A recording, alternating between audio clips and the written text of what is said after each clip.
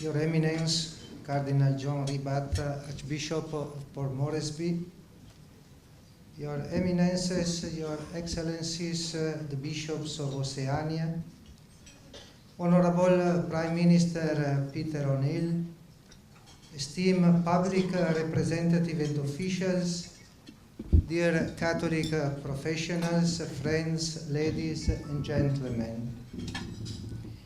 It is indeed a joy to be with you this evening at such a convivial gathering. I am delighted to have the opportunity to visit this beautiful region of Oceania, and especially the independent state of Papua New Guinea, a land that twice welcomed Pope St. John Paul II.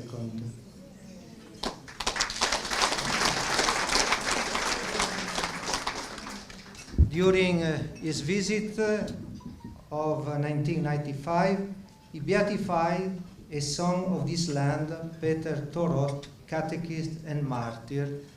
And of course, we hope, everybody hopes that Peter Thoroth can be canonized one day according to the procedure of the Church and to be the first saint of this land.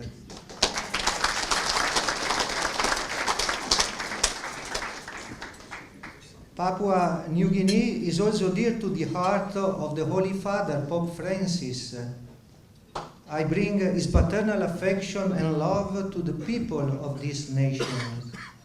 In particular, I wish to convey to the Prime Minister and the people of Papua New Guinea the heartfelt condolences of Pope Francis for the loss of life during the recent earthquakes in the highlands region of your country.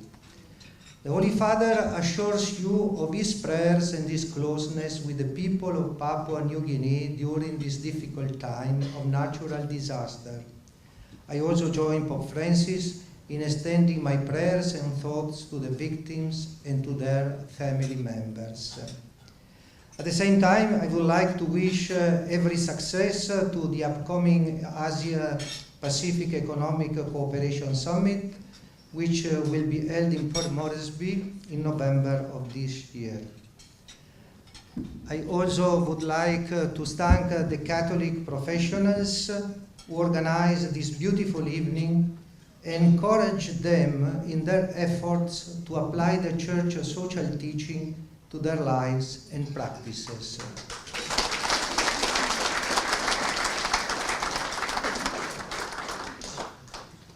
In its preamble, the Constitution of Papua New Guinea pledges to guard and pass on Christian principles.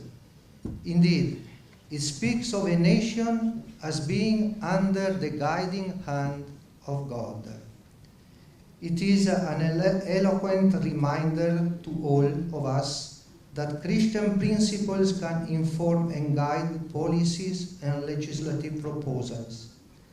I am confident that such guiding principles can animate and stimulate honest and truthful discussions on important issues that confront the country in these times, such as the death penalty, the violence, sorcery-related killings, good governance, the rule of law, the use of natural resources, accountability and transparency in the management and governance of the nations.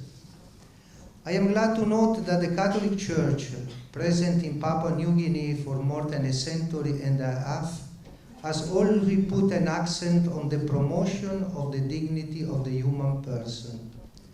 The Church, planted long before independence, wished to collaborate with the newly independent state in the service to the poor by responding to essential needs such as healthcare and education. I am informed that around 30% of the national healthcare and 25% of the national education facilities are run by the Catholic Church. Your Constitution affirms that integral human development is to be the first national goal. When Pope Francis rearranged the various offices that deal with these matters in Rome, he gave the newly formed department the same name, the Dicastery for Promoting Integral Human Development. Both church and state share this same goal and are at the service of the same population. A vibrant and transparent partnership between church and state in these areas will benefit the people of Papua New Guinea, especially the poorest and neediest. It is a partnership that the Church is ever willing to pursue. Papua New Guinea is blessed with a varied and rich flora and fauna, unique marine life, and an admirably rich biodiversity.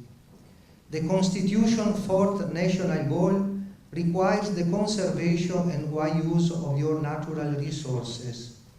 This particular goal, in many respects, resonates and captures the spirit of Pope Francis' recent encyclical letter, Laudato Si. We all have a responsibility for the care for our common home as a gift received from our Creator. The push for economic development must always be balanced and sustainable to the benefit of both the present generation and future generations. I should like to conclude with a word of encouragement to the leaders of both church and state to persevere in their mutual service of the people of this country. The church, in preaching the gospel, preaches the irreducible dignity of each human person, created in the image and likeness of God. In her social apostolate, the church works to promote that dignity. Integral human development means developing not only the body, but the mind and the spirit. May a deep concern for the dignity of each man, woman, and child inspire all those who exercise leadership in the church and in society, in Papua New Guinea and throughout Oceania. Thank you very much for listening.